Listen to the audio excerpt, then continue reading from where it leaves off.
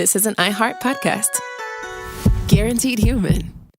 Well, the holidays have come and gone once again, but if you've forgotten to get that special someone in your life a gift, well, Mint Mobile is extending their holiday offer of half off unlimited wireless. So here's the idea. You get it now, you call it an early present for next year. What do you have to lose? Give it a try at mintmobile.com/switch. Limited time 50% off regular price for new customers. Upfront payment required. $45 for 3 months, $90 for 6 months, or $180 for 12-month plan. Taxes and fees extra. Speeds may slow after 50 gigabytes per month when network is busy. See terms. This Sunday, iHeartRadio brings you live to Levi's Stadium in Santa Clara for the Super Bowl 60 tailgate concert, presented by NetApp. It's the ultimate pregame party, featuring an exclusive performance from Teddy Swims. Your front row experience will be on iHeartRadio stations across the country and the free iHeartRadio app this Sunday at 3:30 Eastern, 12:30 Pacific. Then, after the concert, tune in to the Super Bowl 60 pregame show on NBC. Owning a home is full of surprises. Some wonderful, some not so much. And when something breaks, it can feel like the whole day unravels. That's why HomeServe exists. For as little as $4.99 a month, you'll always have someone to call. A trusted professional ready to help, bringing peace of mind to 4.5 million homeowners nationwide. For plans starting at just $4.99 a month, go to homeserve.com. That's homeserve.com. Not available everywhere. Most plans range between $4.99 to $11.99 a month your first year. Terms apply on covered repairs. This message comes from Greenlight. Ready to start talking to your kids about financial literacy? Meet Greenlight, the debit card and money app that teaches kids and teens how to earn, save, spend wisely, and invest with your guardrails in place. With Greenlight, you can send money to kids quickly, set up chores, automate allowance, and keep an eye on what your kids are spending with real-time notifications. Join millions of parents and kids building healthy financial habits together on Greenlight. Get started risk-free at greenlight.com/iHeart.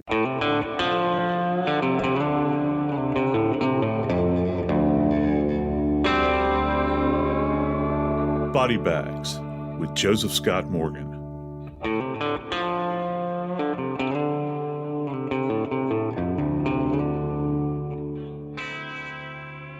I coined a phrase a few years ago when I was appearing with Nancy Grace on her shows, and I've used it constantly since then. I'll state it right now just so that everyone knows. And it's a bit melodramatic, but sometimes you can't form the words, and so you just go back and I have to use this, that the house of depravity has no basement. And what I mean by that, you see things that so shock your conscience, you hear about them, you read about them, and when you begin to think about what cases you want to discuss, sometimes you retract from it, but you sally forth and you do what you do. And it's that way certainly with my career. There were certain things I didn't want to bear witness to, that I didn't want to see, but I had them. And today on Body Bags, we're going to talk about the death, the homicide, the brutal homicide of a young lady named Cassidy Rainwater.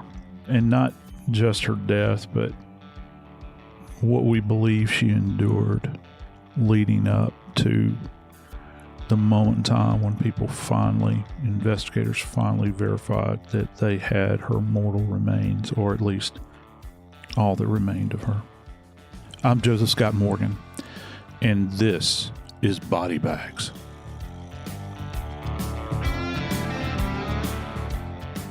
I got to apologize to you. I apologize for dragging you down this road, but I felt as though that we needed to chat about this case. With me is Dave Mack. He's a senior crime reporter with Crime Online. We cover a lot of things, man. This case, though, it's a bit difficult to take in. Would you agree with that? The home of depravity has no basement. Is that what you said? The house of depravity has no basement. The house. This is the story that defines that. I had to look up terms used in the reporting of this to know exactly what they were talking about, because these are things associated with wild animals that one might hunt, not human beings that we're supposed to care and love for. And the story of Cassidy Rainwater, it's beyond the pale. It really is one of these stories, Joe, that you keep thinking this has got to be made up for some kind of slasher movie. But no, it actually did happen. A 33-year-old woman needed a little bit of help going through all the ups and downs of life. We come through them, and she thought she had found a friend, and that friend offered her a place to stay till she could get her feet back under her. He gave Cassidy Rainwater a place to stay in a loft inside his house. She was reported missing by a friend who hadn't seen her in a while. And the only person that she knew to talk to was a person she thought his name was James Phelps. The story that James told her friend, Cora Terry, didn't add up. Cora Terry picked up the phone and made a missing persons call. My friend is missing. I don't know where she is. That's the official start of the last chapter of Cassidy Rainwater's life. 4 weeks later, a picture shows up at the FBI field office, but the FBI has a tip line. In this particular case, the tip line helped bring about the case. Yeah, you're right. And just so folks have kind of a geographic orientation to this case comes out of Southwest Missouri. And so whoever called us in, and I'm fascinated because this is an anonymous tip, Dave. This is not like, hey, I'm so-and-so and I'm giving you this information. It is an anonymous tip, and that's the way it's being framed. Who would have had knowledge about this? Who would have known about this? Who would have had that picture? And that's a much more, when we talk about the pictures in just a moment, that's a more ominous thing when you think about who's distributing this kind of image so that it's being consumed by someone out there. They have it in their possession. But the field office that this was called into was the Kansas City field office, which you would probably expect would cover this region of the country. It's down near Springfield, Missouri, and it's in an isolated area to a great degree. It's very rural, a lot of farming that goes on down in that area, and certainly a lot of hunting, lots and lots of hunting. It's renowned for taking big deer, whitetail down in that area. So folks that occupy that space are going to know more of a farm-like setting or more of a rural type of world that they're going to be exposed to. And the actual setting of what turned out to be the crime scene is a place of isolation. It's wooded, thickly wooded, where if you didn't know that it was there, you might pass by it and not have an awareness that it's there. The photographs were just the start. When we learn about what went on at that location, you can understand why a perpetrator in a case like this would need privacy and isolation.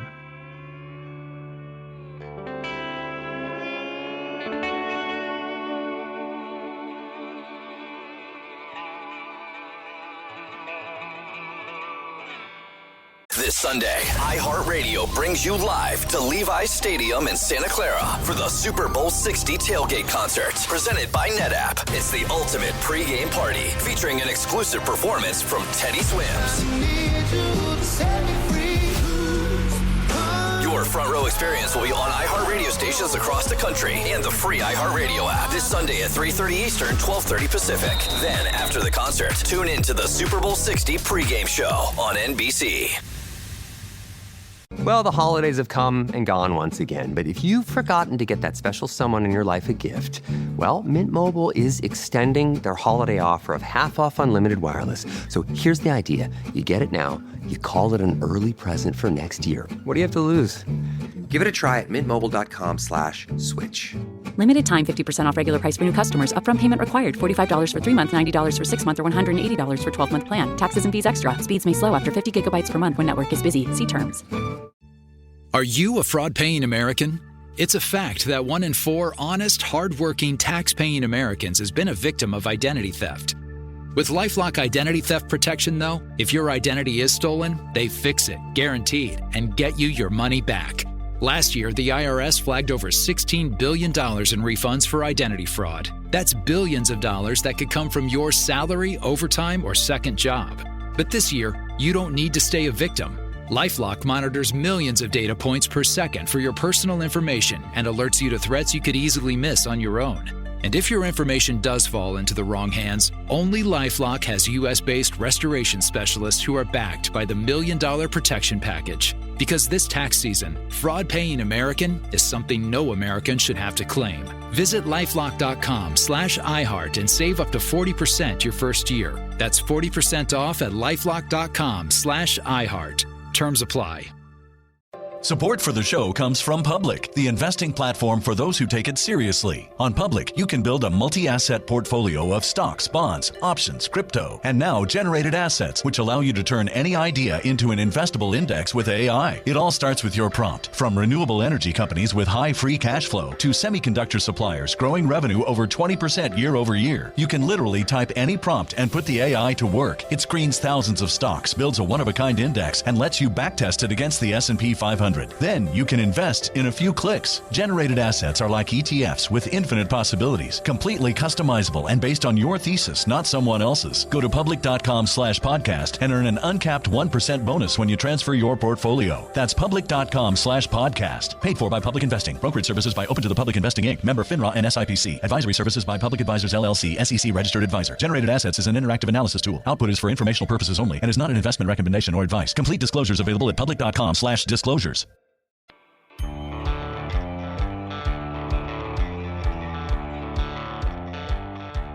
In the age that we find ourselves in right now, when it comes to photography and forensics, there is a specific thing that we look for in photographs. It's not like back in the days of analog photography. You would essentially take it somewhere and have images develop. My wife likes to joke. She was in college, Dave, you might remember this. My wife was actually a photo mate, which meant she worked in one of those little booths that people would drive up to and drop off their film. They'd have to take it and they'd take it and send it off to a lab. A truck would come by, pick it up, and they'd process the film. And those days are way behind us now at this point in time. With forensics now, and you talk about digital photography, particularly if you're imaging things on a phone, forensically, there's a lot of value with that phone, and things are date and time stamped relative to that. And so that's very important. I think that actually plays a role in certainly the case of Cassidy Rainwater. This story of Cassidy Rainwater is every parent's nightmare. I have daughters. We have tried to warn them their whole life that there are people in this world you cannot trust. It doesn't mean we don't tell our boys that. It's just with girls. I have girls in this age group here. And I think about my precious Haley and my precious Hannah at the hands of evil that befell this woman, Cassidy Rainwater. I mentioned that it was a family friend, relative, hadn't seen Cassidy in a month. And when she tried to find out where she was, she couldn't find out. Wasn't a lot of help. And that's why she picked up the phone and called the sheriff's office. Said, hey, I can't find my friend. Well, they started looking. The sheriffs did. Well, we got to look for her. She's 33 years old. 33-year-old women don't just disappear. And so as they started looking, they knew they had one contact where this friend/relative said that she was with this guy named Phelps. When they talked to James Phelps, he said that Cassidy left for Colorado around July 25th. He actually volunteered that date. When investigators start an investigation and they have a person that might have information about they start making notes and they write down everything like date and time, July 25th, about what time? And the reason is they come back later on, ask that same person, same question, and see if they say, you said it was July 23rd at 9 a.m. that she took off for Colorado. And the suspect says, yeah, that's it. Well, they know he's lying because the first he said July 25th at 12 o'clock. And that's what they did with Phelps. They tripped him up and knew right away they had a big case. They didn't know how big till the FBI calls in the middle of September. When they talked to Phelps, looked at his phone, what did they see? They saw pictures of Cassidy Rainwater, partially clothed in a cage, partially nude body inside a cage. The anonymous tip with photos that went into the Kansas City Bureau, the FBI, we mentioned this earlier. Where did they come from? Who sent those? Had to be somebody close to it, right? But that's what gave them. We're looking at an anonymous tip picture of the girl we're looking for in a cage, partially nude. And that's why they were like, we've got to see if these photos began on Phelps's phone. You try to validate what they call the provenance of the photographs. You try to validate it, not simply date and time stamp on it, but also points of origin. Is it legitimate? Is it a real photograph? Because I got to tell you, Dave, if I see a photo which these people have seen, these investigators, I got to ask myself this question, just that human part of me. Am I actually seeing something real? Or is this something from a movie set? Because how in the world do you look at this and think, and keep in mind, those of us that are in investigations and in forensics, we're very jaded. Okay, we're very jaded, and we always say nothing surprises us. However, in a case like this, if this crosses your desk as an investigator and you look at it, this is going to have you take a step back. This is kind of like a moment in time that the investigator will remember. It's so striking when you have an image of fellow human being inside of a cage that's obviously being held captive. Is she being held captive at that moment in time? Is she doing this of her own free will? You'd have to ask that question because, let's face it, you've got people that engage in all kinds of behaviors. And is this something she's doing because she's chosen to? She's engaging in it. She's partially nude. It's very provocative.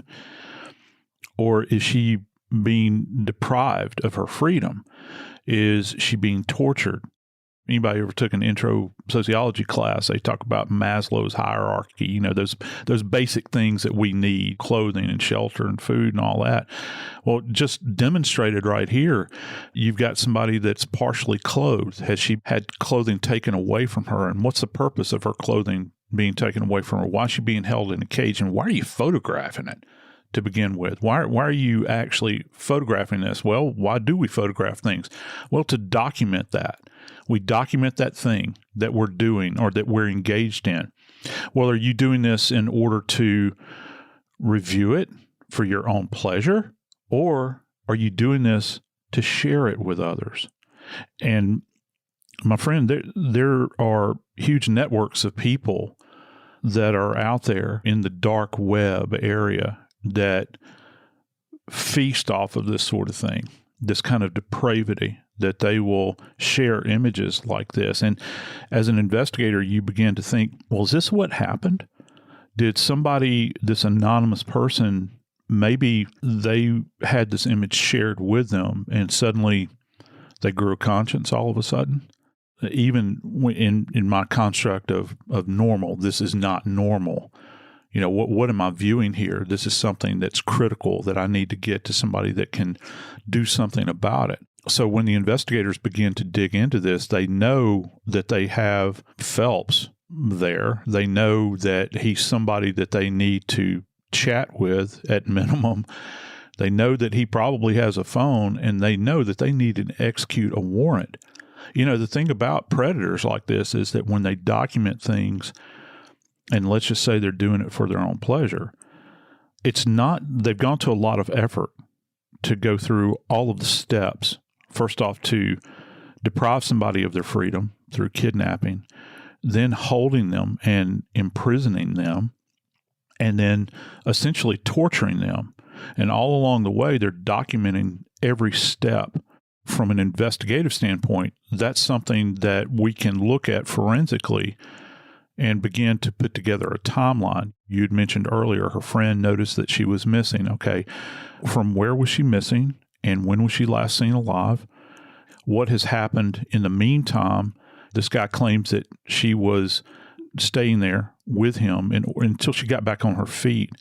It's interesting, when police actually went to his home to conduct an initial interview, he had said that she was staying in this kind of lofted area that he had in his house. And when they observed that area, there were no belongings of hers there. You're talking about somebody that was trying to get back on her feet. Wouldn't you think that she would have some element of clothing or some type of personal item that was up there? There was nothing. Matter of fact, the police actually used the word stripped. Even if she packed up to leave, even if, there would still be signs she had been there. There'd have to be something. It's actually the lack of evidence in this case that becomes evidence. Yeah, it does. And we've talked about that before on body bags, that negative findings are just as positive as, or just as good, rather, as positive findings in an investigation, because it leads you down a different road investigatively. You're not judging the road you're going down. You're just saying it's a different road. It's pushing you in a different direction as the investigation takes you. So an absence of demonstrative evidence that somebody had existed in this location, there is a stark absence of it. And so you're saying to us that you gave her a space in which to get back on her feet. Why is there no evidence here that she had indwelled the structure with you? What did you do with these items? All the while, the investigators, formulating these questions in their mind.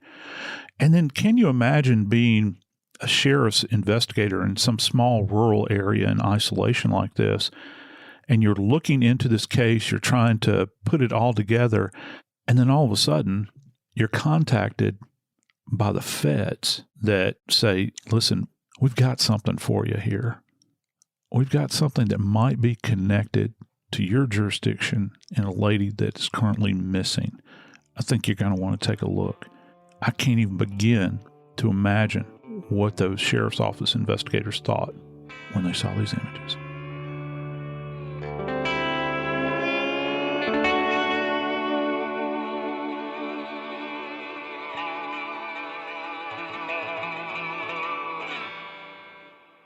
This Sunday, iHeartRadio brings you live to Levi's Stadium in Santa Clara for the Super Bowl 60 tailgate concert, presented by NetApp. It's the ultimate pregame party, featuring an exclusive performance from Teddy Swims. Your front row experience will be on iHeartRadio stations across the country and the free iHeartRadio app this Sunday at 3:30 Eastern, 12:30 Pacific. Then, after the concert, tune in to the Super Bowl 60 pregame show on NBC. Support for the show comes from Public, the investing platform for those who take it seriously. On Public, you can build a multi-asset portfolio of stocks, bonds, options, crypto, and now generated assets, which allow you to turn any idea into an investable index with AI. It all starts with your prompt. From renewable energy companies with high free cash flow to semiconductor suppliers growing revenue over 20% year over year, you can literally type any prompt and put the AI to work. It screens thousands of stocks, builds a one-of-a-kind index, and lets you backtest it against the S&P 500. Then you can invest in a few clicks. Generated assets are like ETFs with infinite possibilities, completely customizable and based on your thesis, not someone else's. Go to public.com/podcast and earn an uncapped 1% bonus when you transfer your portfolio. That's public.com/podcast. Paid for by Public Investing. Brokerage services by Open to the Public Investing Inc. Member FINRA and SIPC. Advisory services by Public Advisors LLC, SEC registered advisor. Generated assets is an interactive analysis tool. Output is for informational purposes only and is not an investment recommendation or advice. Complete disclosures available at public.com/disclosures. You ever wonder how far an EV can take you on one charge? Well, most people drive about 40 miles a day, which means you can do all daily stuff no problem. Go to work, grab the kids at school, get the groceries, and still have enough charge to visit your in-laws in the next county. But they don't need to know that. And the best part, you won't have to buy gas at all. The way forward is electric. Explore EVs that fit your life at electricforall.org. Sometimes all we want is more of the same, like another round of golf played from a channel with 24/7 coverage, another look at the garden, and the deer as they pick their way through it, another Taco Tuesday, followed by a whatever's in the fridge Wednesday. And to get more of the same, all we need is a little help.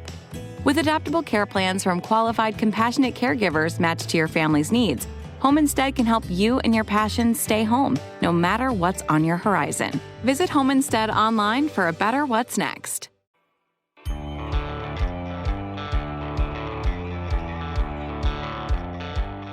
When I was thinking about what cases to discuss on body bags, I never thought the words cage and gantry crane were going to be part of the discussion, but my gosh, they certainly are in this case.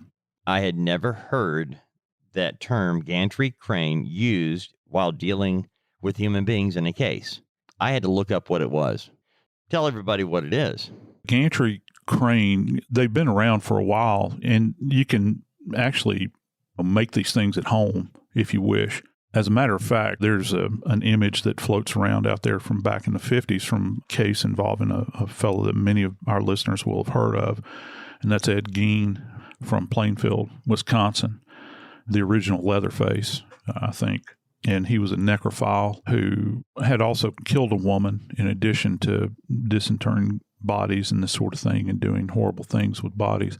But there's an image, a crime scene image, that was taken at his rural farm where he had fashioned a type of gantry crane in order to literally field dress one of his victims. And it's one of those types of images that you never forget when you see it, because if particularly those of you that are not familiar with the dressing or field dressing of a deer, the deer, when you place them on a crane like this and you can winch it up, you can attach a winch to it, and it can either be hand cranked or it can be electric.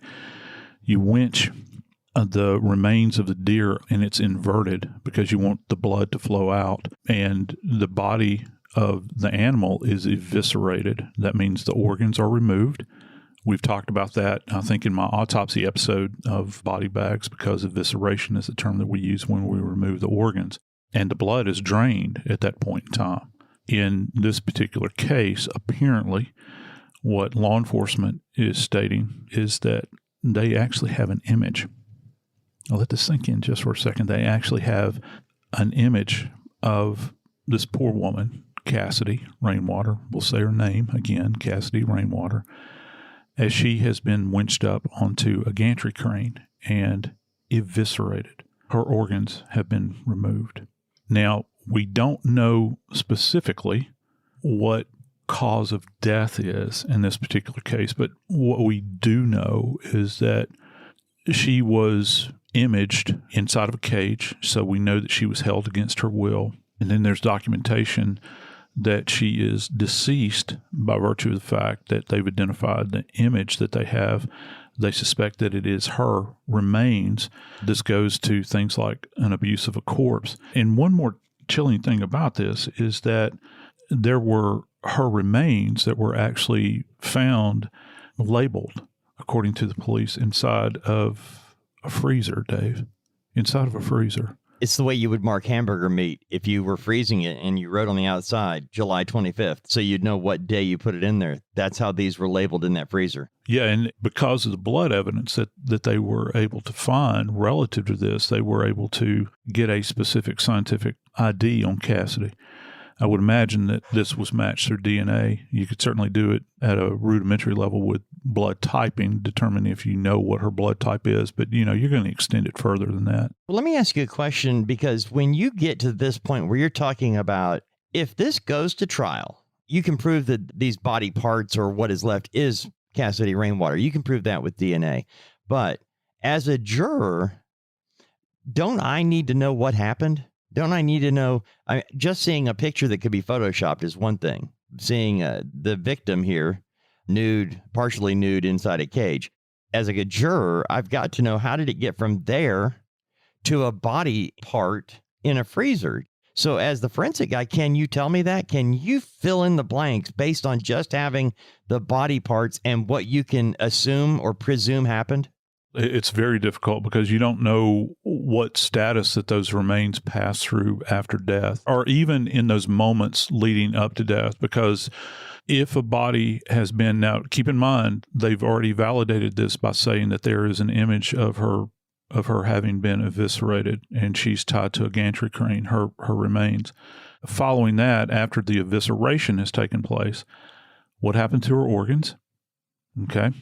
And we have to ask that question. What happened to her organs? And then, were her remains butchered? Well, if they were butchered, which if we follow this line of logic where they're treating her remains as if you would an animal carcass, what was the purpose of the butchering? Well, if you're retaining butchered remains, it would stand to reason you want to preserve them. You're labeling them. It's not too far down the road, I think, intellectually at least, to begin to think about, is this a case of cannibalism?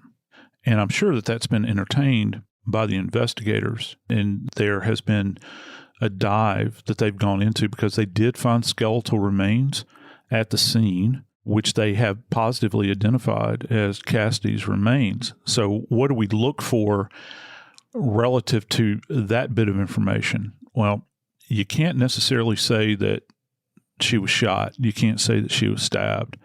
You certainly can't say that she was suffocated in some way with any definition, unless you actually have, they photographed a lot of things here. What if they find more photographs which demonstrate her death being brought about, where they're actually videotaping or imaging all of these steps? Because all we know right now, we have her in a cage that was documented, and then we have these eviscerated remains. So what about the in-between, those moments leading up to her death? Is there any evidence that some method was utilized to bring about her death that we no longer have evidence of? Because when you talk about butchering of remains, one of the things that we look for, and understand this, when you work at a medical examiner's office, and this is something that people are probably not even aware of, did you know, Dave, that we will randomly have citizens that will come off of the street and they'll have a bone in their hand, and they'll say, first off, we found this large bone on our property,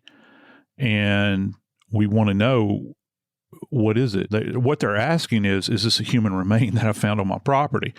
Well, you begin to kind of examine the remain, and most of the time when people show up with some type of skeletal remain, and particularly if it's large, you can say, well, this is some type of hog, or it's bovine, it's a beef bone.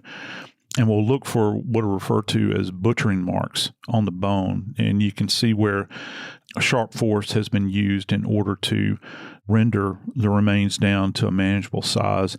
If you're talking about, like, particularly when it comes to pigs, for instance, and they're butchered, you look for spiral markings on the ends of the bones where they've been cut through, and you get the spiral saw that they use to cut it down. You'll see these kind of elliptical marks on the end of the bones. So we begin to look for those kinds of evidences. Well, if you've got perpetrators that might have a history of butchering animals, what type of skill set do they have? What level of skill do they have? Do they have things like a bandsaw that they have access to? Is there evidence at the scene that if they do have instruments like this, do you have DNA other than an animal? You have perhaps human DNA found on the same tools that they would butcher a deer with, or maybe a hog. And that's going to be important. That's why everything at a scene like this has to be collected and examined very, very thoroughly. And then the skeletal remains that you have left behind, if you believe that this is a case of that perhaps cannibalism was involved, you're going to look for a couple of things. First off, though they are human remains, were they butchered in a manner in which they were processed for consumption, the way that you would prepare a roast, for instance, if you're a local butcher? Also, on bone, one of the things that we look for are animal activity. And you can find teeth marks on bone. And you find this often with discarded animal remains, where you can actually see these kind of striated marks that are left behind by teeth.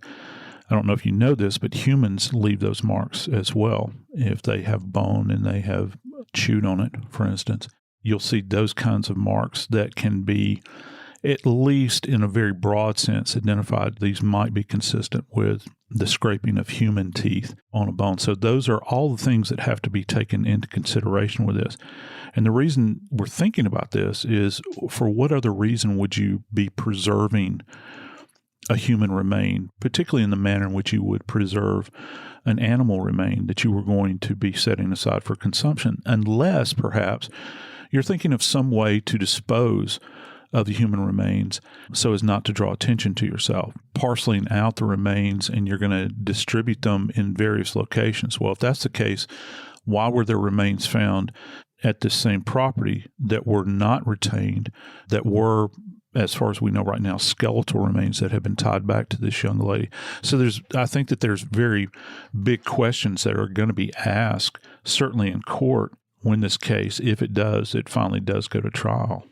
There's the one part about what you just said, kind of, it perks my ears a little bit here, buddy. You said preparing to get rid of these somehow, yet we know they found something in the freezer labeled July 25th, which based on what we know, that's probably the day or real close to the day in which Cassidy Rainwater was murdered and or cut up.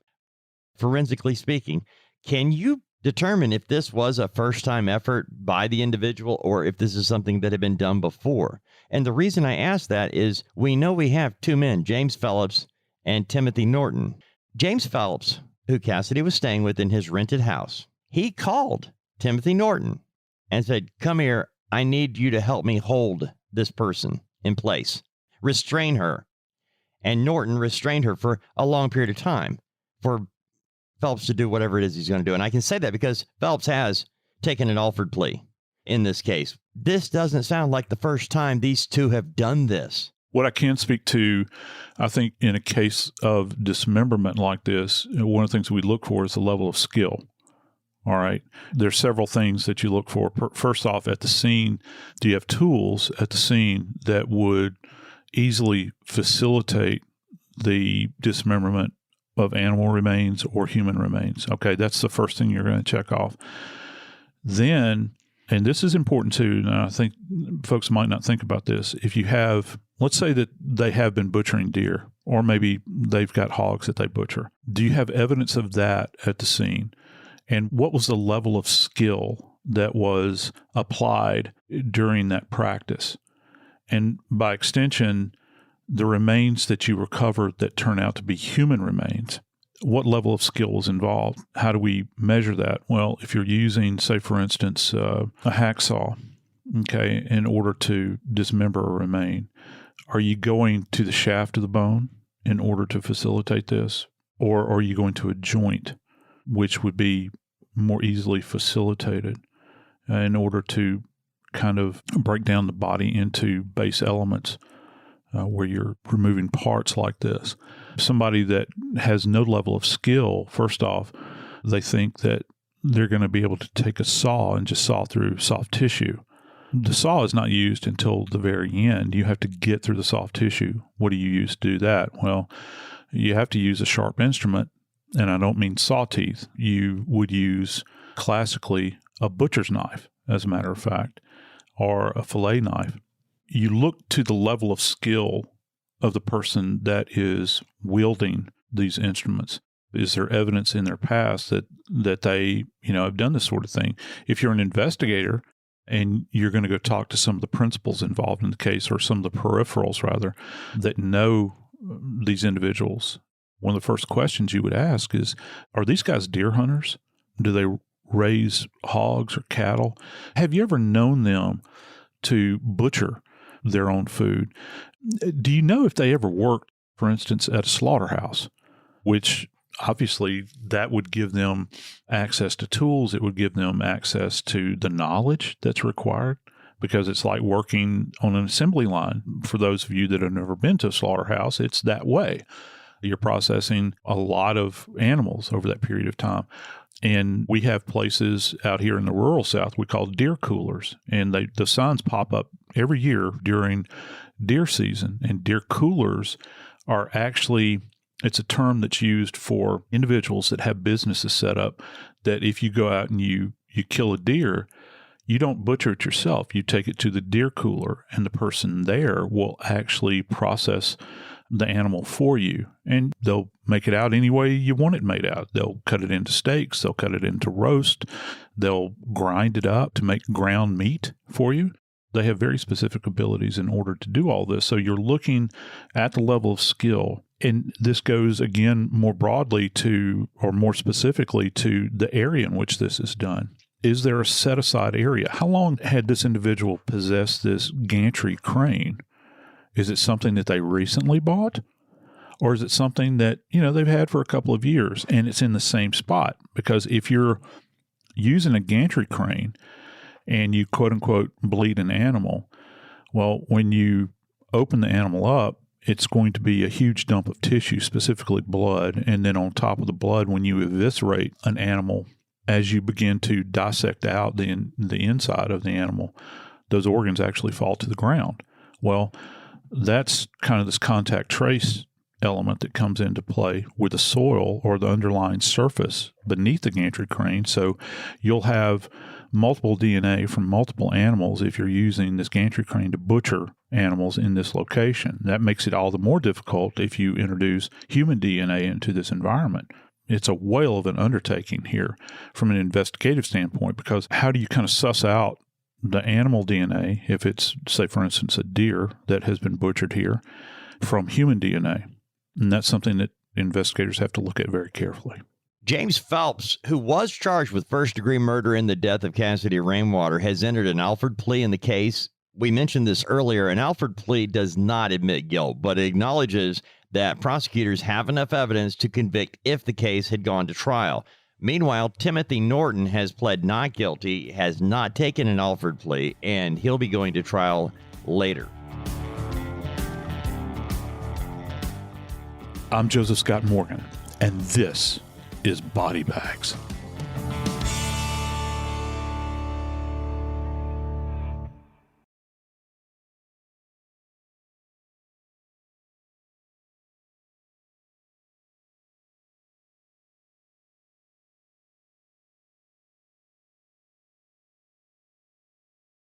This Sunday, iHeartRadio brings you live to Levi's Stadium in Santa Clara for the Super Bowl 60 tailgate concert, presented by NetApp. It's the ultimate pregame party, featuring an exclusive performance from Teddy Swims. Your front row experience will be on iHeartRadio stations across the country and the free iHeartRadio app this Sunday at 3:30 Eastern, 12:30 Pacific. Then, after the concert, tune in to the Super Bowl 60 pregame show on NBC. Are you a fraud-paying American? 1 in 4 tax-paying Americans has been a victim of identity fraud. With LifeLock, if your identity is stolen, they fix it, guaranteed, or your money back. Last year, billions in refunds were stolen. Could be from your salary, overtime, or second job. Gone. But this year, you don't need to stay a victim, because this tax season, fraud-paying American is something no American should have to claim. Save up to 40% your first year. Visit lifelock.com/iHeart. Terms apply. At CVS, it matters that we're not just in your community, but that we're part of it. It matters that we're here for you when you need us, day or night. And we want everyone to feel welcomed and rewarded. It matters that CVS is here to fill your prescriptions and here to fill your craving for a tasty and, healthy snack. At CVS, we're proud to serve your community because we believe where you get your medicine matters. So visit us at cvs.com or just come by our store. We can't wait to meet you. Store hours vary by location. You ever wonder how far an EV can take you on one charge? Well, most people drive about 40 miles a day, which means you can do all daily stuff no problem. Go to work, grab the kids at school, get the groceries, and still have enough charge to visit your in-laws in the next county. But they don't need to know that. And the best part, you won't have to buy gas at all. The way forward is electric. Explore EVs that fit your life at electricforall.org. This is an iHeart podcast. Guaranteed human.